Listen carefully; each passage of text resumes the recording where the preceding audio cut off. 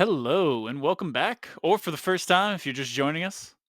I really do hope you guys are enjoying these stories I'm putting down, putting into audiobooks. Do me a favor and like and subscribe if you are. We're back today with chapter 3 of Record of the End, Reilly the Void. Let's just hop right into it this time. Chapter 3 Lessons in Mythology. What the hell? Riley said, summing up how everyone felt if their faces of confusion didn't for them already. This world's true history? What did that even mean? Riley had expected something out there for a guy like him to be here, but now he was left wondering what to expect again. I would also like to know what you were talking about, Alex inquired. I know this won't be easy to believe at first, but I promise you, the story I'm about to tell you is the truth, and you will get your proof in time, Alakai said before continuing. The truth is that what you know as history is a lie, and that humanity is not alone on this planet. You see, I belong to a people that have come to be known as the Leger, and we have, for centuries now, been influencing human civilization. My people watched as humanity built one empire after another, and every time you would grow too large and lose the positive growth that came with each empire, we would come and bring about its end. After each civilization fell, we would adjust historical records and the collective beliefs to our liking to once again hide our presence and leave humans with the building blocks to start again, to improve on what they once were, and build a civilization that would not see the day it needed to end. This is the truth of the world you live in. Stunned faces were all that were left in the room. Rachel pulled her legs up to her chest, hugging tightly as she processed what she heard, or to decide if it was worth believing. The silence lasted for a moment until spoke. So, you're telling us the Illuminati is real? Like a shadow government? He said it with an air of questioning disbelief, as if he wanted to be wrong. Not quite. My people are a unique society, independent from your own, though most of our people do live amongst you. We do not influence you all in any minor way, only exercising our power in great moments of change. Many of the myths or legends you have heard are the marks of my people's influence on yours. This is a little past the crazy I thought would happen here, Riley said. I have to agree, Alex chimed in. Yeah, this is unbelievable, and I mean, I'm not going to, said Theo. Before he could stand to leave, Rachel asked, That's exciting, but could you tell us more, though? Maybe like some history about you guys? I would be happy to, said Alika. I'll start from the beginning for you all. My people were once no different than your own, or at least we did not know it yet. We came to be around the time when nomadic people ended and civilization began. Our founder belonged to a group of nomad people. He soon realized his abnormal strengths and connections to powers beyond humanity's approach. As time went on, he established himself as a true power of the ancient world. His people would go on to become the original founders of Mesopotamia. Yet his calling led him to believe that others like him would be out there in the world. He traveled the world over, using his difference from humans to locate and connect us. Over time, he had found many of us and connected our people throughout the world. We grew as humanity did. The only problem was that due to our endless lifespans, having children is a slow process, and thus the humans' numbers grew far faster than us Leger. As our founder wielded power greater than any other Leger, he found he was considered the leader of our original people, and it was his will that we would aid humanity. He thought that that way they lived was worth letting grow, and we would watch over them to make sure they could be brought back to the right path if they wandered too far. For a time, he led our people, but though time will not kill us, his days on this earth came to an end. After his death, the Leger found new leaders. The Council of Nine is what they became known as. It was their decision that after they came to power, and the humans had grown large in numbers, that we would continue our founder's will and stay in the shadows guiding humanity. Our people built a complex society of our own over time. Eventually, the time came for our guidance to be necessary. The action that was chosen was to use our strength to eliminate what we believe to have been the failings and leave what had worked from those people for the next attempt by the humans. Not all of our people found it was correct. Nonetheless, when humanity began again and grew anew, we saw the good in what we had done, and it became our way. Time moved on, and throughout history we acted. Our own people went through war and change as our people evolved, continuing our influence over time. This led us to about now. We have finished quite satisfied. He finished quite satisfied with his explanation. It was becoming routine that every time this man spoke, he left his audience speechless until the entire group in unison gave a loud, "What the shit? This is not real. I'm out. I'm done. This is too crazy," exclaimed Jameer. "By destroy what was, do you mean you killed? Like genocide?" Rachel nervously inquired. "Yes." A forward but honest reply from Malachi. "Mass genocide," said Theo. "That is our way. It is most efficient and provides both a need and room for new growth," said Malachi. "You want us to hear this and stay. Trust you, even. Who even are you? And why are you telling us this if your people prefer to stay secret?" ranted Rachel. "I've seen much in my thousands of years. I need not explain myself to children who know so little. You've a right to trust me or not. I will, for now, tell you I've decided to help you all, not to go against my own kind, but those I've known changed in ways that I could no longer agree with. Inaction is compliance, and so I've made my choices that led me here," he replied. Riley's eyes were lost in thought. He didn't seem shocked, but rather was curious as to the possibility of whether what Alakai said was real. Rachel sat shocked and waiting. "I have three questions, and I think your answers will decide if I stay or leave," the calm and logical minded Alex said. "If it is an answer I can give you, I will," replied Alakai. "You say your people have powers and that you're even immortal. What do you mean? Why, after an eternity of hiding, have you decided to tell us this now? What do all of us have to do with this?" Allow me to start with the simpler two of those questions. Centuries ago, when I lost faith in my people's grand solution and in our leaders, for years I wandered the world in an attempt to find a new solution, one where neither side must suffer.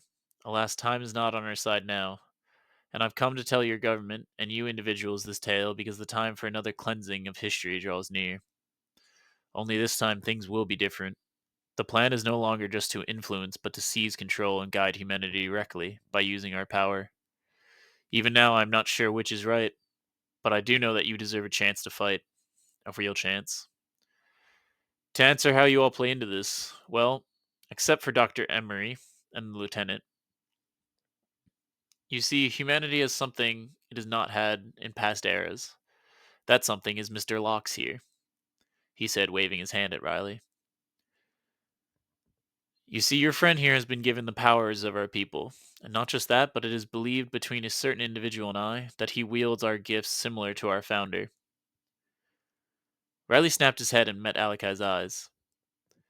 Everything was coming at him so quickly he had no idea how to react. But he decided nodding his head would at least allow the conversation to progress without him having to find words. "About that, we've known Riley for years. He's a normal guy. How do you know it's him?" posed Alex. "Ah, it was only recently I took notice of him. My guess is he was not always able to access these powers that separate our peoples, nor has he unlocked them as of yet. I traversed this world looking for answers, and my path led me to Mr. Locke here. We do not always understand the path we are on, yet see the destination for what it is," answered Alakai. "Cryptic," yawned Jameer. "How you fit in with this, Mr. Randall, Cordell, and Miss Solgreen? I advised your government that your presence would help Mr. Locke adjustment into his new reality. A dose of the impossible and a bed of comfort, you see." If you don't mind, why did you need my medical knowledge for this? Asked Theo. I'm a chemist. You must have other doctors on base. Dr. Emery, your expertise were sought due to your studies on poisons. After gathering information from Alakai here, we learned we needed new ways to fight these advanced people, and your expertise may be an asset. You may also help us understand how Riley can use the powers of the Leger through his DNA. Elona spoke for the first time in what seemed like hours. Well, I have to say, I thought it may pertain to that research. I will do my best on the rest, Theo replied. The Leger people age, as most humans do, up to what would be our mid 20s to 30s. After we do not age as you all, but have control over our aging and appearance. It would take one of your human lifetimes, but I can look as young as any of you. It is one tool we have used to stay hidden throughout time, explained Alakai. As for a reason to believe, I think the best answer will be best served through a physical example. Mr. Locks, I would like to help you release the strength you have been granted. I must warn you before we proceed. Once I do, for you, there is no going back. Once you have this power, your life will be changed forever, stated Alakai. All eyes were on Riley.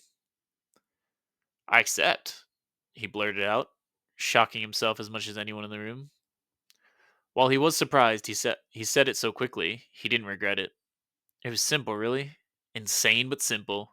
This was the only choice he had. Are you sure? Even for you, this seems rash, said Rachel.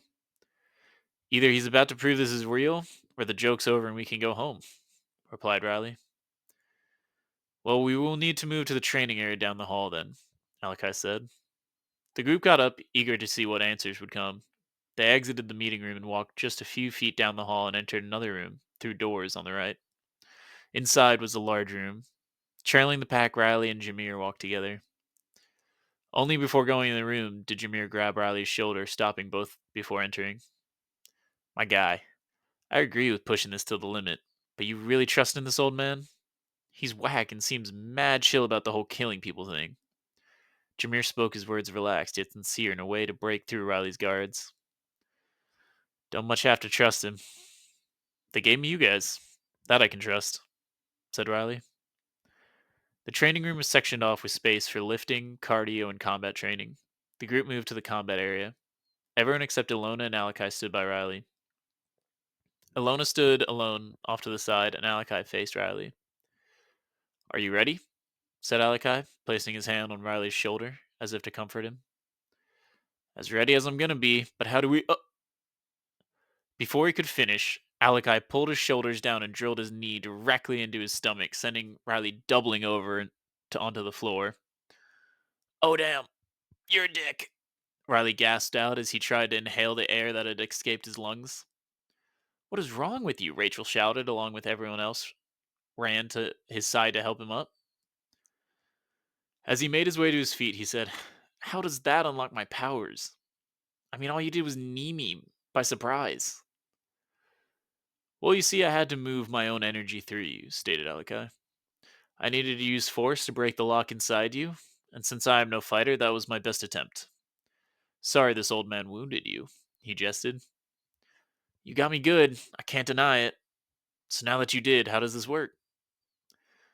Well, you see, you still need to grow into the power, and it will take time and rigorous training. Though right now you should be able to access and unleash a small burst of it. I need you to look inside yourself. Find what wasn't there before, and let it flow through you. As it reaches every corner of your being, and your insides are consumed by it, do not hold back. Let it out. Wow, thanks for the mystic mumbo jumbo. That's just unhelpful, said Riley. Try, child. You have made your choice now. You must try until you succeed, Alakai said sternly. Riley closed his eyes and started by feeling his muscles twitch and his heart beat. Nothing felt out of the ordinary. His stomach grumbled, and he realized he hadn't eaten in a while. He felt the air in his lungs, felt the blood rush through his hands and feet. Fuck, he spoke under his breath, annoyed he couldn't feel anything different. Not until Jameer placed a hand on his shoulder. In that moment, the distraction from trying to feel everything he normally did, he felt what was new. It was odd, but the sensation came from his back, right between his shoulder blades like an electric current in his spine. It was warm and welcoming, but not without an odd, dark feeling that he couldn't shake. Next came bringing the power through his body. Reilly moved his fingers and toes, trying to connect the feeling to his back. It worked, and he moved on to his legs and arms. When he had the feeling throughout his limbs, he moved to his chest. He used his heartbeat. He felt his rhythm and adjusted the feeling to move as it did. Now he felt it, as if it flowed, like his blood did, while being pushed by every beat of his heart. With no effort this time, he felt the sensation move through him. As if Alakai knew, he waved everyone away from Reilly. All he had to do was release it. It sounded easy enough to him. Reilly realized he had been clenching his fists and had tightened his muscles. He took a breath and relaxed everything he could. It felt good, like waves of relief. As he did, he thought he heard gasps coming from around him. As he opened his eyes, he saw it. A deep purple light flickering across his body, quick and erratic like lightning. It covered him, but when he tried to move, he lost control. The light disappeared, and the feeling coursing through his body reverted back to the spot in his back. Reilly fell to one knee. His legs were exhausted, and his stomach tightened, as if he hadn't eaten in days. It took all the strength he had left to keep from passing out. As he stood up, Alona did a double take. For a brief second, she thought she saw a dark figure standing just behind Reilly. When she looked again, it was gone. "All right, you got me," was all he could get out. "I would say you answered my questions, but this has only raised more," said Alex. "I think I'll be staying to see this out." "Oh, this is gonna be fun," Rachel retorted. "Y'all crazy, and I don't trust this immortal murderer, but looks like my man here may need me, so I'll stick around too," Jameer joined in. Theo looked at everyone and asked, "How are you all so okay with this?" "Look, this still makes no sense to me, and I have no idea what's going on. Odds are I'm not going to for a while. But this is real, man. I don't know about you, but I just can't turn my back. Not if this is the truth of our world." Jameer summed up how they all felt so easily. The rest nodded in agreement. "I've never turned down a chance at the truth before, and I'm not going to stop now," Theo said. "I agree with Alex. There is more to learn. So when do the information sessions begin?" This time it was Alona who answered. "You will have your answers, but it's getting late, and he looks like he's about to pass out," she said with a glance to Reilly. "Please exit the bunker and meet Quinn, who will show you to the dining hall. I'll meet you there to show you your sleeping quarters and hand out your schedules for the weeks to come. Included will be classes on the Leger, training, meals, and sleep. I will be able to answer logistical questions when I meet you later. Save your larger questions for when your first class tomorrow." With that, she nodded to Alakai, who exited and headed to a far-off hallway. The rest found their way out of the bunker with Jameer and Alex helping Reilly to walk. As they walked behind Quinn leading them across the base, they couldn't help but feel the uneasiness in the air. They moved silently, with Jameer helping Reilly on his shoulder. Reilly couldn't believe it. All he had done was let the power flow through him, and now he couldn't move much more than limping, with his friend as a crutch. The pain couldn't keep the questions of what just happened at bay. He didn't just see it. He felt it. He was it. The reality of how his life just changed, as impossible as it seemed, was undeniable. He had powers, and he was now part of a world much larger and much more dangerous than he knew. When they reached the mess hall and collected some food, the gang found a table far away from the few others in the wide room. "So that just happened," Rachel said. "What did just happen?" Quinn asked. "Nice to know you can talk," Reilly snarked before laying his head down on the table, as holding it up had become too difficult. "My point was that you aren't to discuss in front of me, as I had not been approved," said Quinn. "Well, we can try and talk around it for Quinn's sake. How do you feel, Reilly?" asked Rachel. With half-closed eyes and little strength left, he mumbled, "That was inside me. I know it's crazy, but it's real." Then he finished and fell asleep. "Does anyone else notice how little they told us?" Alex stated. "They weren't telling us everything." That was a lot to process, Theo gave as a rebuttal. It was. Still, though, I have questions that need answers tomorrow. Man, I could use a beer, came from Jameer. Whether he meant to change the conversation was not clear, but the tone he used was one of honesty and humor. I know. I'll join you, came from Rachel. You would have to go off base to get some, and I seriously doubt they will be giving you any time for that, said Quinn. Theo gave him a smile as he warmed up to the group. Both of them being the outsiders in this group of people who knew each other so well made him keen to get to know Quinn. He also enjoyed his Spanish accent, as Theo was born in Ohio, and had moved as far south as Maryland for college and lived here ever since.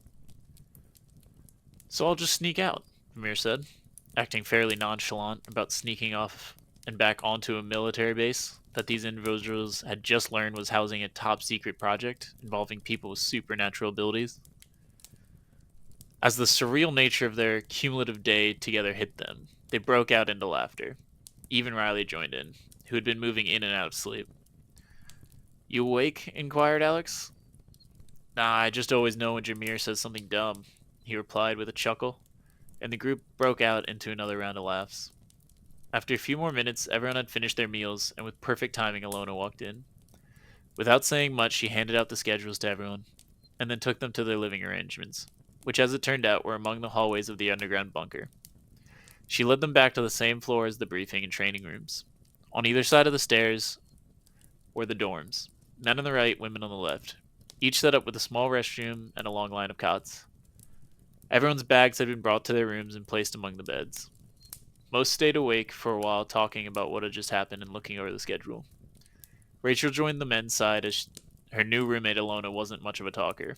As for Riley, he fell asleep the moment his head hit the pillow. Wake up! Riley cracked open his eyes to see Quinn fully dressed and standing by the door. Apparently he would be operating as their new personal alarm clock, Riley thought. When he tried to get up, he realized just how much pain he was in. He had been an athlete his entire life and was accustomed to hard workouts, but he had never felt anything like this before. The good news was that even as every muscle in his body seemed to let out a fiery scream of pain, when he got up from his bed, he could move on his own again. When he got to the mess hall, he remembered skipping dinner last night and decided he needed as much as he could this morning. The schedule had their mornings begin with an information session from Malachi in the briefing room. As they ate, the group decided on what questions were most important. Welcome. It's good to see you all again, Malachi said as they walked in and took their seats. How do you feel, Mr. Locks? Like I got hit by a bus, and then it backed over me for good measure, he replied. It is good to see you moving so easily, then. For today, I plan to tell you about another one of the Legiere's interactions with history, specifically Camelot. As intriguing as that sounds, we actually came to a decision on what we would like to learn about today, Alex interrupted. I asked what powers your people have yesterday, and you showed us something with Riley. However, it still appeared as if there is more. You have a sharp mind, Mr. Randall, Alakai began. If that is the group's consensus, then I will aid you as I can. To begin, I must say what the Leger people do is vast, and I cannot explain it all in one class, or even one lifetime. The easiest place to start is with the 5 energies of this world my people can access inside themselves and use. Those are physical energy, mystic energy, elemental energy, spiritual energy, and lastly, the great natural energies. Now, each is unique in its use and gifts. With a select few exceptions, an individual can only wield one energy that they are born with. Allow me to write the key points of each on the board. He turned and began to scribble on the whiteboard, listing each again and next to each adding its strengths and its representative population among the Leger. When he finished, it read, Physical energy, strength, speed, healing, advanced senses, 1/3 of the Leger population. Superhuman, raw power, filled with fighters. Heracles of Greek mythos is a famous user in both our worlds. Mystic energy, magic, general and unique to the individual. 1/3 of the Leger population. All mystic Leger can use basic spells, though true mastery of advanced techniques requires specialization. The limit of all mystic users is imagination and energy. Anything can happen and be created if one is capable. Elemental energy, control over wind, water, fire, and earth, 1/4 of the Leger. Each clan can control one element. Sub-elements exist, though rare. Each element has a royal family who govern them. Spiritual energy, summoning, sealing, and shielding, 1/10 of the Leger. Can summon monsters of legend and figures from history or myth. Conceal other energies or people and create shields. Difficult to master for any users outside the angel race. Natural energy, unknown, 2 users in history. Which one am I? Reilly asked with intensity behind his voice. He had an idea of what the answer may be, but he could not decide if what he wanted was to be right or wrong. You, Mr. Locks, are the second person in the history of this world to harness natural energy. In fact, it is the power that emanated from you yesterday, Alakai began before continuing. Although that is not all you can do.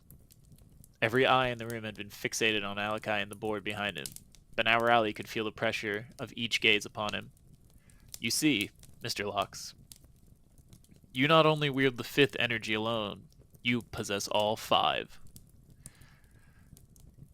End of chapter 3. That was a long one. Thanks for tuning in. I hope you guys really enjoyed it. I would love to hear any of your thoughts in the comments. Always do me the favor of liking and subscribing. And we'll be back here with chapter 4 next time. See you then.